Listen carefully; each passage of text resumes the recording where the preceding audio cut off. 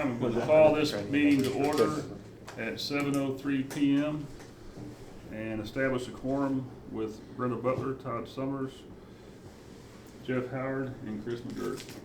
Our bookkeeper, Nancy, will not be here. Her daughter, her oldest daughter, is in the hospital, and she's there with her. Oh, no. So, doesn't sound like anything way serious yet, but I just told her don't even worry about it. Just families first. Absolutely. So, she will give her treasurer's report at the next meeting. Well, what's there for? That must be, Terry. Yeah, it's her older daughter, is what she said. Oh, it's the other one? Mhm. Yeah, the oldest. Oh, because Terry's married to her son, John, so, Yeah. yeah, it's not Terry. Yeah, not there. All right, and then we will recognize all of our firefighters.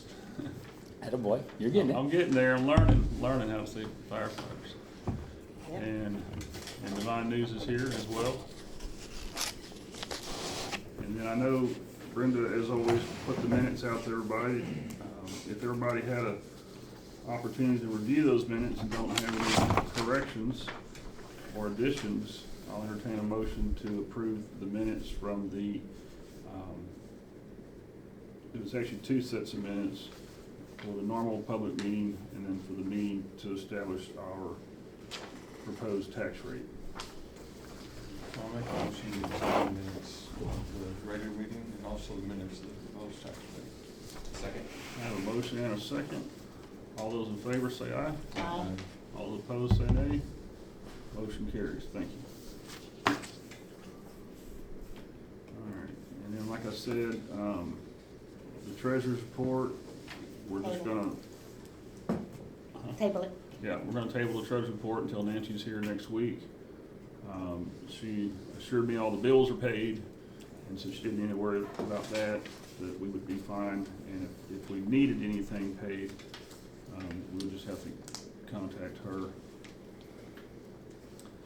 And that leaves us, let me just make sure. Okay, under the treasurer's report, however, I believe, and you guys can agree or disagree, obviously, that we need to have create a motion to allow two people on this board to approve just some minimal routine maintenance, because it's something like the faucets, you know, something comes up and we need to repair it, and it's minimal, but it's necessary.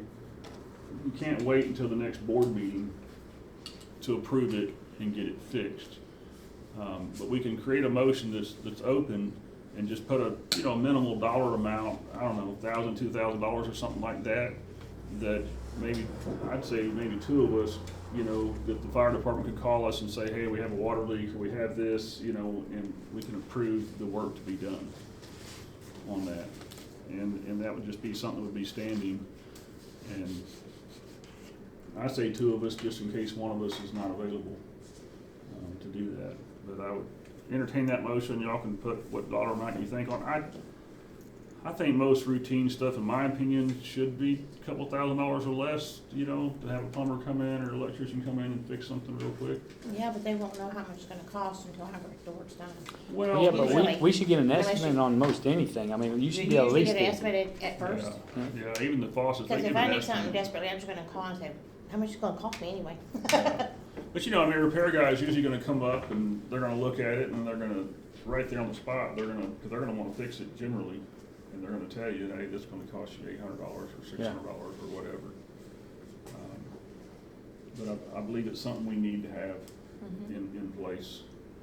Just because we regularly only meet once a month, and there's gonna come a time where we need somebody to approve something.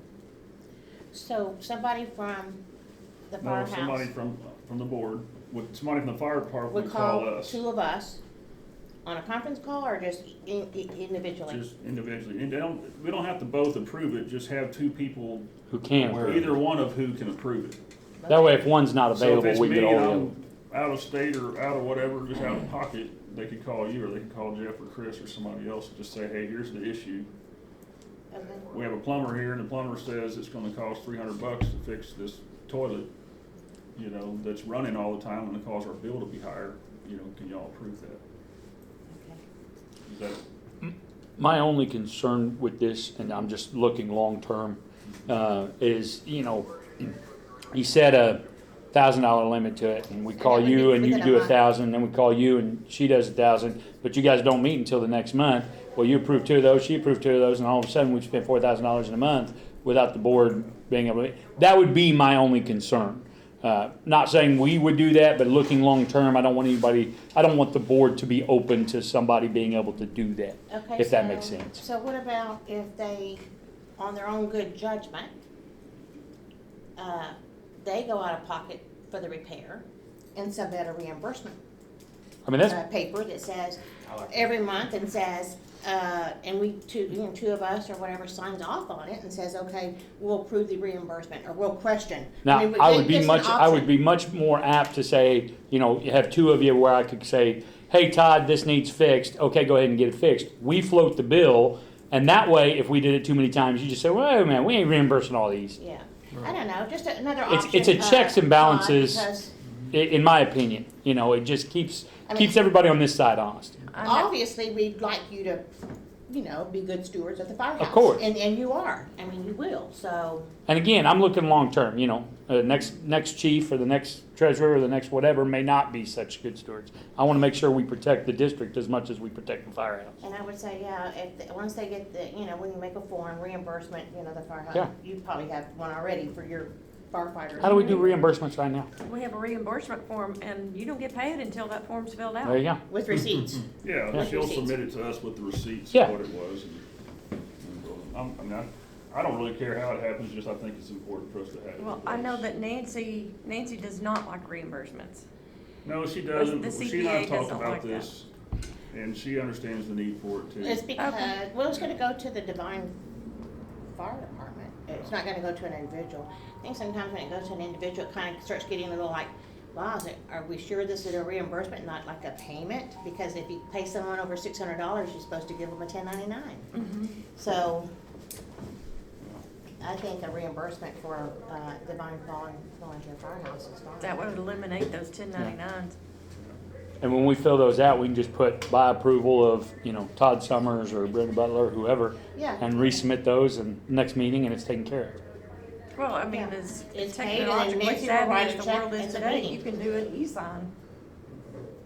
Oh, look at you young kids and your electronics. I know, I'm just saying. So you're So- saying,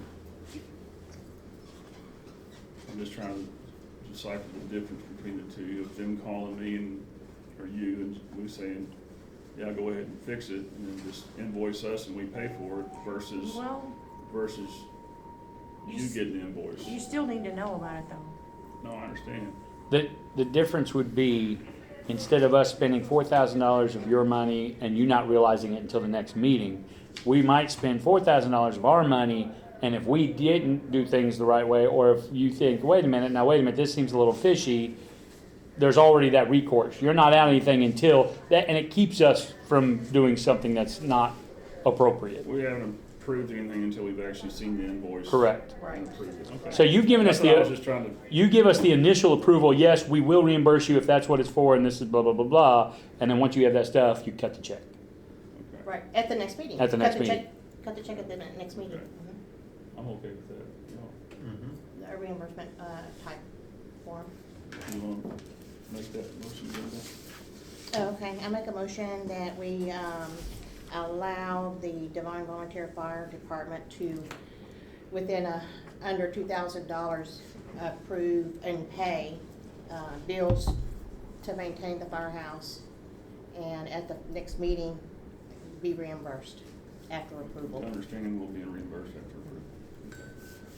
Okay. I have a motion and a second. All those in favor say aye.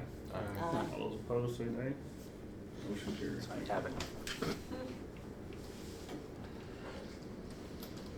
So what do y'all need to get fixed now? Well, that's when Where's I the went, list? Let's see it. the AC's broke, we have the door open. Oh, that was because I bleached this out earlier, that's my fault. Oh, yeah, and I smell. Yeah, I got a little heavy-handed with the bleaching. Trying to make sure everything was disinfected. Oh, it's disinfected. Saving money. Nothing to it. Since Nancy said on that last light bill was a little high. All right, that leaves us to the Devine Volunteer Fire Department. Okay, I've printed two different reports. There's a profit and loss for September, and then, of course, there's right next to it, January through September on the single page.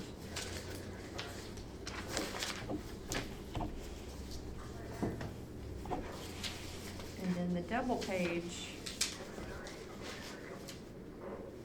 has, front and back. I don't have it, Shelley. You talking about, where's the July? Is it on the back of the page? I don't see It's July. actually September, it's not July. Oh, okay. Well, this one says, yeah, September 21, September 2022. Yeah, that's a whole entire, because. From September to September. Okay. I was trying to get in all of the payments from ESD, and y'all didn't pay in October, you paid in September. And I didn't put it in, You didn't I put record it in September, I didn't hold it till October like I was supposed to. Oh, So that's why I went back to September to get all those, to make sure all the payments were in under the 311 ESD. I too. see. So that's Okay. why I went back that far and just did a year. Okay. So all 4 quarters are in there. And some we were over and some we were way under, so.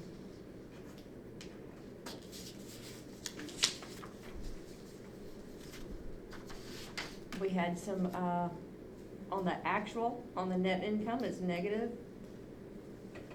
One of the things that came out was $16,000 to fix one of the brush trucks. We've spent brush well trucks. over 40 grand Yeah, we this have. year on fixes. So for the last several years, we would piece trucks together to keep them running. And we got to a point financially where we said, you know what, let's get these things done right. I've still got an engine at the shop that's probably going to cost us another 10 grand to get once we get it back. By the time it's all said and done, we'll spend in the neighborhood of about 50 grand on our trucks this year. Now, luckily, our run volumes this year have been down compared to last year, and we've had not only the opportunity but the finances to be able to do it. So, but yeah, doing that, we've spent more this year than in past years for sure. And this report goes from September 2021, and it says 92,000, but that's since September 2021. And on the back, the negative 17 on net income under actual, add the 16,000 back to that, and we're pretty much right within our limit. Right.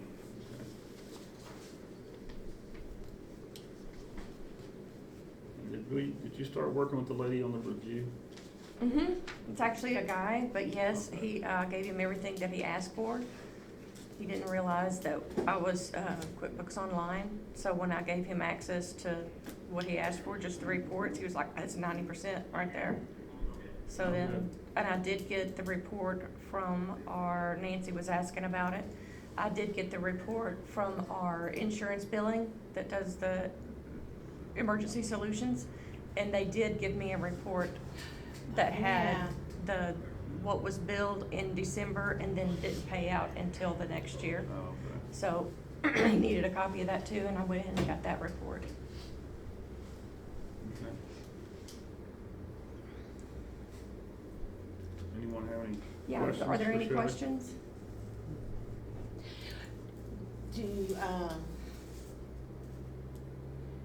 Do you show that income from that other, the accident different on here? It's gonna be from September on the two No, page. I think she's actually Oh, it's asking just, about it's called insurance insurance revenue? billing. Yeah, that's Oh, what that's insurance okay. revenue. No, it's 303 fire EMS charges. Oh, so that's what you have, actual for, September, from 2022? September 21 to September 22. oh, that's all Yeah. months, okay, Mhm. okay. We only budgeted for 15. And you can see we only got 1,200 in for the September of, since of last month. Right. Well, like Brent Slowed said, down a there's little been, bit. that's kind of slowed down, so that's good. And Rex, I've said it the last several months. This is the fewest wrecks we've had in several years. I mean, most of our calls this year have actually been fire calls. And like I said before, first time in 20-some years of doing this that we've actually had far more fire calls than we have wrecks and rescues. Typically, in a typical year, we have far more wrecks, rescues, and medical than we do fire calls. But it's just been one of them odd years where, we've had far more fires than wrecks. And they're actually, wrecks have been drastically down this year compared to, go ahead and close that door. Before a bat gets in here, then I will lose my mind. But wrecks have been far down this year compared to the past couple of years. And of course, that's the only thing we actually bill for, wrecks Yes. of people out of district. And so, our revenue this year has been drastically down compared to last year. But Till now. speaking of which, we have a $3,000 check coming in from them. But it's our last one in this is going to be the first time since we started billing for wrecks that we're not going to be waiting on anything. There are no wrecks to be billed. And I so see. that's the first time since we started billing that's been the case. So, just one of those years. So we also talked about the schools, that you started up schools, you have Devine, Mhm. you're doing schools. And How Honda. is that income shown on here? Is it gonna be shown? It's not because it's going into nonprofit. It's funneled through nonprofit. So you have a separate account for nonprofit? Mm-hmm. Okay, and that's where Hondo's gonna also be Mhm. going? Okay. But you're welcome to see that. Nonprofit, but we've always been a nonprofit. I Mhm. thought this was like a nonprofit. Mm-mm, that's your M&O account. This is Oh, just the man, tax money Oh, okay. that you guys pay Oh, in. okay. This is how it's Okay. distributed. Now, if you want to, I can do a full report. It would be Is a that lot easier necessary? on me if I did a full report. Todd?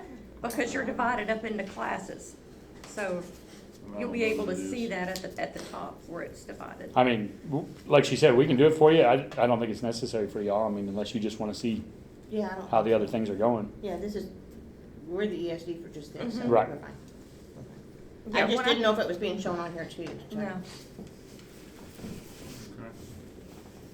Okay. Good You done? job. I am done. If you All guys right. are done with me, I'll put my little spectacles on. I'll do my report of calls. Good, right? The heck? For September, 19 calls in all. And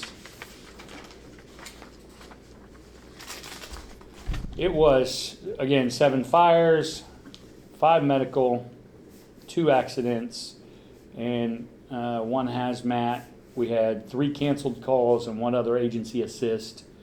And that makes up the 19 calls. So again, fire is leading the way, and that's been typical throughout the year. And that's not typical of a normal year. And Not typically this dry either. well, that's very true. Well, and it's kind of a twofold thing, like we were talking. Wrecks have been down and fires have been up, and it's just those things working in unison has flip flopped our normal script. But that's okay.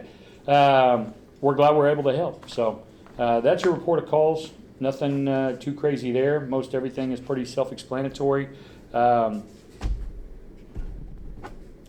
Training, Bill? So this month, September, we've got 62 man hours. We didn't have, I think we only had 2 classes this month in-house. We're up to 1,062 man hours for the year. We are currently working, Chief and I are working with SFMA and TCFB, which is 2 certifying bodies for us to get all of our people certified. We've got 10 that are currently certified as firefighter 1 or eligible to test for it. We've got 5 that are currently ready to test or already certified. With that said, I've got 7 additional members that are in firefighter 1 and firefighter 2 certification courses currently as we speak. So that'll bring our numbers way up. And we've got 5 more that'll be, as soon as we get approved for the grant, we'll be going through Fire 1, Fire 2 certification class also, so we'll have a total of 13, 14, probably by February of next year certified, in addition to the 15 that we already have now.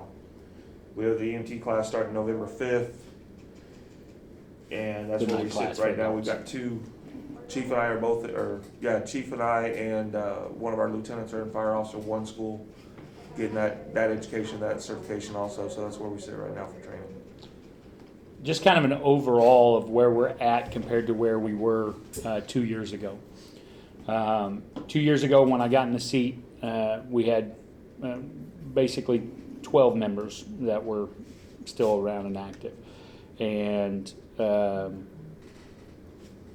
we didn't have much for certifications. And now we've got almost triple that, and everybody that's climbing on a truck is certified in one way or another. They have all of their state required trainings that every paid firefighter is supposed to have. They have CPR and Fire One and all of their intros and all their NIMS and TIMS and all that stuff before they ever get on a truck. And so we have made huge strides in trying to raise the level of fire protection in this district by far. And I think people have definitely taken notice of that, because they're flocking in. I mean, I've got, this is a stack of applications of people who are not yet in that want to be in. And we're to a point now where we have to kind of start being careful and watching numbers, because it affects our grants. It affects what other incomes we can bring in. A lot of our grants, we have to cap how many people are actually running and all of that. So it makes us be a little more selective on that end of things, so we don't, trade the cart for the horse, you know what I mean? So we've been very blessed in the fact that this team has done a fantastic job. And when I say this team, I mean, these people up here, you were talking about Mr. Sanchez earlier, right? You didn't really know him. He, just to give you a prime example, this young man over here has finished Fire 1, Fire 2, is working on his Officer 1. He is 19 years old, 19 years old and working to get his fire officer completed. He spent all day today working in the elementaries doing fire prevention. He's prepared 140 sacks for Friday's fire prevention. He spent the day cleaning the firehouse. I mean, this is the kind of people, and it's not just Sanchez. Today was his day. He kind of jumped on it today. But that's the kind of people we have right now. That's the mentality we have. Pride in who we are, pride in your guys' facility that you bring here for us, and pride in our trucks, pride in our equipment. And, Lieutenant Lay has done a fantastic job leading us on the training side, continues to push us on that training side. And, of course, having Patrick Dubose back has been a huge asset. His training is leaps and bounds above what we were getting before, just from sheer knowledge, right? He's got 40 years of fire experience. Well, it's a testament. You weren't, you were here when we were doing all this planning for this new firehouse, but I know one of the common themes that we talked about was if we have a nice facility, If you build it, they will come. that we'll get more people that want to be here and be a part of it. We didn't know that, but we believed that it would, and it certainly helps. I think people have pride when they drive up to this firehouse. I think all the time, and that firehouse is so nice. And so it helps for sure. We had the dedication this past Saturday to dedicate it to the Dubose family, and since then I've probably had 10 or 15 people just stop by while we're here to look at the plaque and take pictures and do tours and we're all the time, people coming up to us, oh man, you guys are doing a great job, keep it up, oh, we appreciate what you do. And that's, don't get me wrong, that blesses our heart. That's not why we do it necessarily, but it warms our heart to hear that.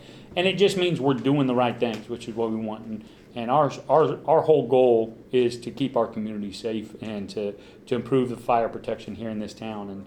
And I think our staff is doing that. I think our guys are doing that. But I just said all that to say these guys have been working their tails off training wise to get where we need to be. What are the required training intervals for recertification? Or is there a recertification for all the trainings that you're talking about? So it depends and on who keeps up with it. So that's part of Lieutenant Lay's job. He's our training coordinator. And so it depends on the certification, what you have to do to recertify, okay? Take your EMS, right? Your EMT basic. If you're an EMT basic and you let it lapse, even if you let it lapse 10 years ago, as long as you took the National Registry, all we got to do is get you a 40-hour refresher course.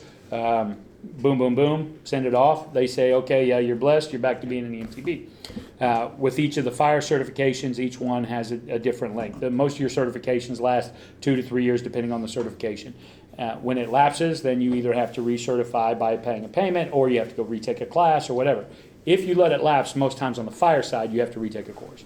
So, But So you don't have to let it lapse, is there just like continuing education? It's type always hours continuous you gotta do each education, year yes. To keep it from lapsing? Correct. So on the Texas Commission, fire protection, where we're trying to go to, your basic structural firefighter, which we're all pushing to get now, every year we have to have 40 hours of continuing education.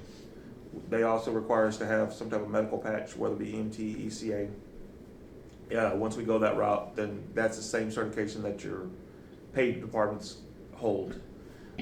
We feel that's a better route for us to go. It sets a higher standard for us in this district. So that's where we're working at right now. We want to also hold SFMA for the ones that don't want to get their EMT. So we want to have that also available. You know, it's been my belief, and I've seen it time and time again, there's only two reasons volunteer departments go away. They either refuse to continue to grow and change with the times and stay up to the top notch on their training and their certifications. A lot of times these guys are like, we're just volunteers. We don't have to do that. We don't have to train this. We don't have to do that. That's the wrong idea. The other reason is cities literally grow big enough to where they just have to swallow up the department. They have to face the liability and just do it themselves. But there's not a municipality in the world who would pay a department, $1 million to do what we can do for $200,000. I mean, and that's what it comes down to. And so if you're doing the right things and you're staying up on your certifications and you're pushing to be just as professional as the career guys, we think we make this a great place to live, and it's a safe place to live, and that's what we're striving for. I want my family to have the best possible protection, and I want your family to have the best possible protection. So.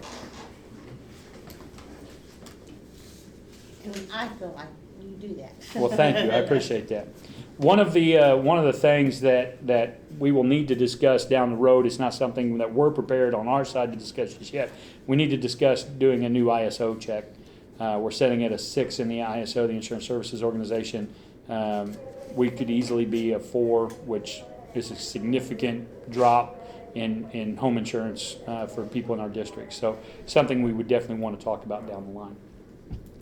I think that covers all the training reports and all of that. The only topics I would like to discuss real quick, is it our intent that we're still moving forward with the sales tax? If so, we've got to get on it because we got to get signatures by December. Yes, I think we need to. I mean, it's out there, it's sitting out there, and nobody's collecting it, so we do. Yes. Okay, well then we need to get, Agreement, we need to do that.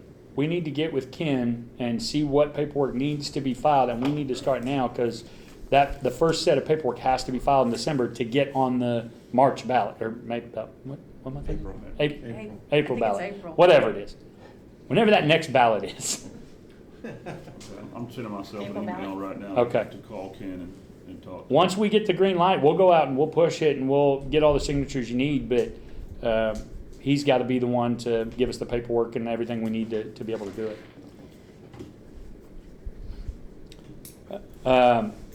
Next thing would be, we had talked a couple months back that we were sending some people through the law enforcement course for active shooter and dangerous situations to be EMTs in those type active shooter scenarios. And we talked a little bit about body armor, and you brought up that question. Well, our people have gone through that training, have the training to be able to do this now. We actually worked with Trooper McLaren and those guys and CJ. What's CJ's last name? SWAT guy out of San Antonio. Does the I can't think of his last name now. oh my gosh, I love CJ, and why can't I think of his name? It doesn't matter. Anyways, so we all got the certifications, did what we needed to do, and so at some point, if you would like to discuss doing the body armor, we would be grateful. We have 6 EMTs in the department that are How many? active. 6 EMTs that are active. that took the, Okay, that are now that are active certified. active shooter certified. So this would be something that would be carried on the truck, or it would be in your own So the personal six bag, or people how- would carry it personally because they'd be the only ones allowed to use it. Anybody that hasn't gone through the training and gotten certified wouldn't be able to do it. Okay. And it would be issued and then upon, Issued, tracked. And do we know where we're gonna get that, what it's gonna cost? I can get you those numbers if you would like me to. That I would be more than happy with that. I wanted to make sure that was okay before we started. I didn't want to go down a rabbit hole. We're gonna have people that are trained to go into an active danger zone to treat people. I mean, I'll look at you for that. I mean, you've been trained on all that kind of stuff.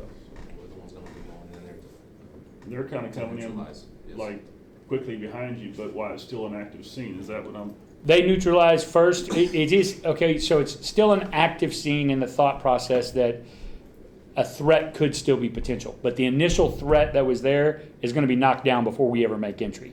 Even then, we're going to be escorted by law enforcement to and from. That being said, I'd still like to have that. We still have the potential of being a second shooter or multiple shooters. Right. And not knowing.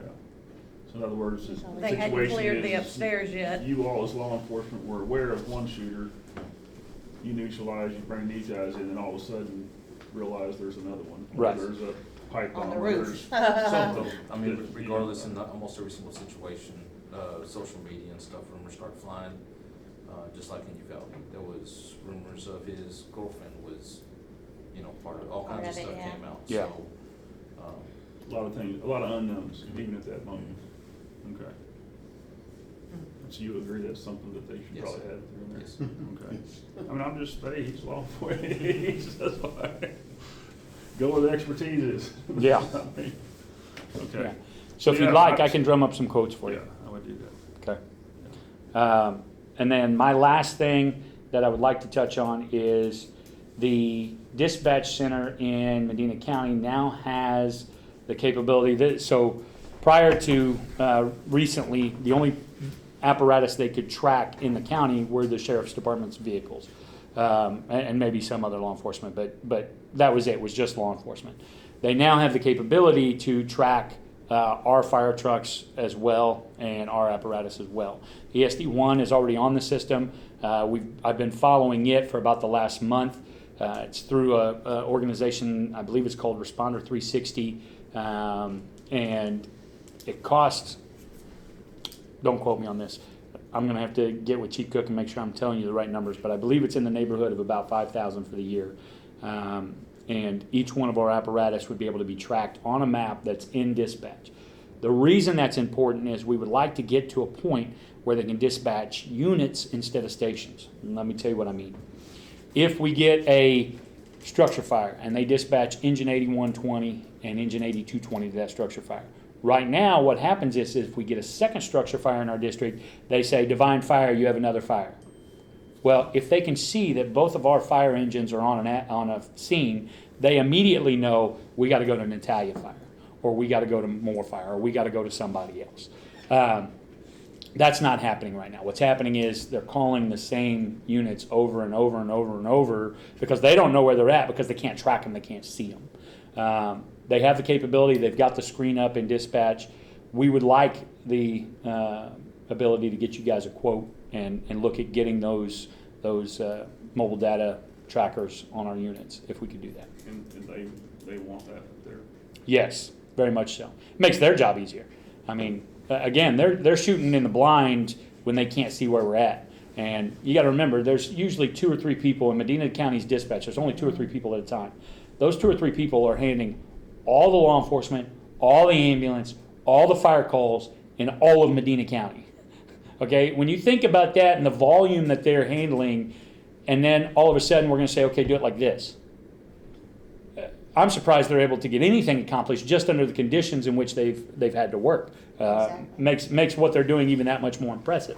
But now they have the capability. They have the screens up. They have. They're all, like I said, they're already doing it with ESD 1 and So Chief they not Cook's only vehicles. they have visual? Yeah, it's literally a tracker. They would literally be able to go, there goes engine 8120. There goes Chief's vehicle. And that way, that's the other thing. Right now, if we hit our E-tones on our radios, our emergency tones, most of our radios aren't GPS. So they like, oh, you have a firefighter in trouble. Good, where is he? I don't know. If we have these trackers on the apparatus, at least they can say he was on engine 8120 and it's located at da-da-da-da-da-da. So it really does make our job a lot easier, makes their job a lot easier. But of course, like I said, it does cost a little bit of money. So if you'd like, I can get you those numbers for the next meeting as well, and we can discuss that. Oh, I would. I mean, I think it's something we certainly should entertain. I do too. Okay. Okay. Other than that, Mr. President, I have nothing for you. Anyone else have anything? Old business? Generators Old working, business. that's old business. Generators, I know Jeff had a little something to say about the yeah, generators, there's right? working with Medina Electric to clear all the generator issues that we have, that they have with us on the generators, which is no issues, it's just getting their approval to get it started and everything. Then we gotta sit there and get the fuel for it. That's one of the things that's keeping it from starting, is there's no fuel in it. So we have to ask them to put it where we put it? No. we Oh, don't. okay, all right, just We don't checking. even wanna talk about the sidewalk that's extended out there. Groff down there, Groff, or however you say it, Groff, Groff, they should be able to. Royce deliver. Groff, they Well, do deliver. But is it Not Royce the Golf red anymore. dye fuel that we can use, the non-highway fuel? You can, yes, Right, absolutely, we yes, can- that's what we got They from have that them. there? Yes, Yeah. Okay, because absolutely. the only one I knew of that we work with in San Antonio is Ready Fuel. No, But is Royce Groff Royce will do it Groff, too? but it's not Royce Groff anymore, they sold off, They it's sold it, another but they still do company. the same Okay. thing. They have another, I think the main location is in Castroville. Is there any Okay. paperwork that needs to be done for red dot? Red Dye's off-road. It's off-road slash farm equipment, nonprofit. Although I will say, sometimes the regular tax fuel is probably just as economical to buy as the red Right. fuel. We were buying the red fuel from them for the ranch, for the Are tractors they and stuff. recommending the red fuel for this? I mean, it's, Yeah, all it it'll is. be the same, it'll be Yeah, the it's same the same, stuff, it just yeah. dyed. Yeah. That's what most of them in San Antonio all have the red dye in them, because they're all off-road. Well, and it could somewhat discourage somebody from Taking it. siphoning. Cycling, Mhm. Although you gotta get inside that thing to siphon Right. it. Right. I'm it's locked guessing inside. you have the keys for that thing? They're still. I have nothing for They're that in the thing. generator still. Don't Oh, be, okay. don't be one of me, that ain't mine. That is an ESD2 baby. I have nothing to do with the dust floor. okay. Okay. How many gallons is it? 298, and they said run at about 80% would all, we all would need, so we need about, what, 250 gallons probably would I was be at enough. 240. It's 298, Mhm. 8, Mhm. 238 238. 238? times $5, let's just assume. Mhm. It Yeah, should yeah, be less yeah. than that, but I'm just Probably gonna more say. than that, I think. Oh, I think that it's more hurts. than $5? Yeah. It's funny, Quick Trip on the highway has it for $4.89. We watched the diesel prices all real close. Four Corners, one of About those places there $5.50. had it for $4.39, 50 cents. I think it's like, I thought it was Well, like for 5. delivery, it's probably gonna be a little more, $5.50, you think? Yeah, I wouldn't think any more than that. Well, I'm just trying to get a number that we can approve to have it filled up. So I'm at 1,300, call it $1,400, Okay. Okay. I mean, to fill it up. Yeah. Okay. So do we need to do that, then Medina Electric come over here and do whatever they need to do? Is that the They'll way come, to? we're probably gonna be able to talk it out over the phone. I've got a meeting with him tomorrow, and we're gonna go over the stuff that I need to talk. We're gonna do some repairs while we're doing it. There's some repairs we're gonna take care of too. Okay. So can I get a motion to approve $1,400 worth of diesel? Red, To do be, we need to to be specify delivered, red diesel? and so I can call them and get them over here to deliver that. I make a motion that we approve getting 238 to something, diesel fuel from Royce Groff at an estimated cost of $5.50 Yep, that'll work. a gallon. I have a motion, do I have a second? Second. I have a motion and a second. All those in favor say aye. Aye. All those opposed say nay. Motion carries. Just want to bring something up though, because Yes, sir. I was thinking, because I teach a class similar to, just right after these guys teach this class. Okay, State of Texas requires businesses and people who purchase dyed diesel to obtain a dyed diesel fuel end user number before any diesel can be purchased. okay. Well, I had my ag.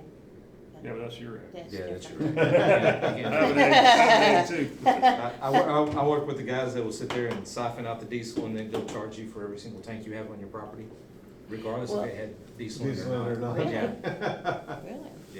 yeah, What, and that's a lot of money. so what does that mean, exactly, Chris, that we can't Okay. really get it until we get some kind of a license? Yes. How much is the license? I'll get with those guys.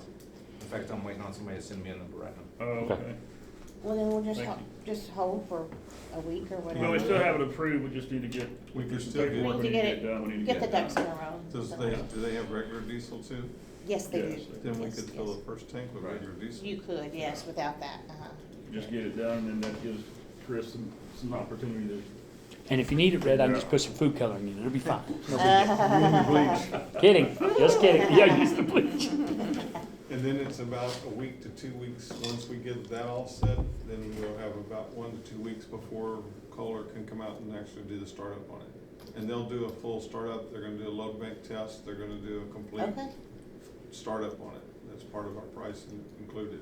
I was wondering. So they'll do all of that and go through all the motions, and then I think there's a 4-hour training class they'll be putting on with it. So Oh, we'll good. all- for the firefighters? Yay.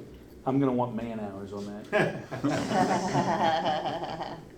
And then it'll be up and running. Well, and that's, I mean, the timing's really good. We got lucky this past winter, but now that we'll have it up and running before this winter, which is generally when we're gonna have issues, if we're Yeah. gonna have them. Mhm. So, it'll be good. And it's definitely gonna service the entire firehouse, and so, like we spoke before, it wasn't just to keep this place up and running, but also if it needs to be a hub for other Mhm. public services or even people in the community that absolutely just have to be here.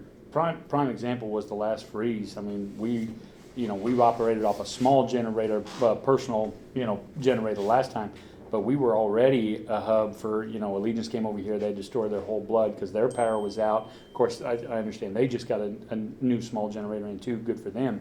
But, you're exactly right. Other agencies, law enforcement, the Devine guys, they didn't have a generator. So we really became, the emergency services station. Not to mention the radios went down because of the freeze. So it was easier for us all to communicate being in the same building.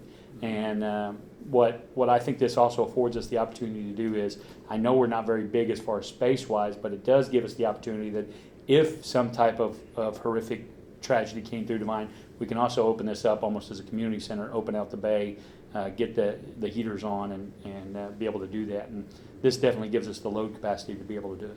And we also, when it was put in, we relocated that existing docking station that we had. It's relocated out there and it's tied back in again. So if you had to, you can back a generator in now and you could power that couple of panels, which is this area right in here. Awesome. You've got that capability, and then we just, in case something happens and you're doing emergency function here, and that generator shells out, you can still roll in a trailer generator And still keep us connect in moving.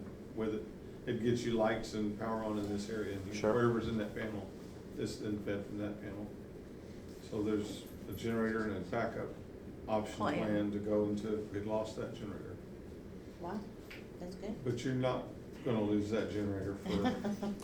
What? Don't Well- put that juju on me, Jeff. Don't Saying. be. Listen, when people tend to say you're not gonna or you can't, Yeah. somehow Murphy finds his way to bring his law to me. So So question real quick, kind of on that subject.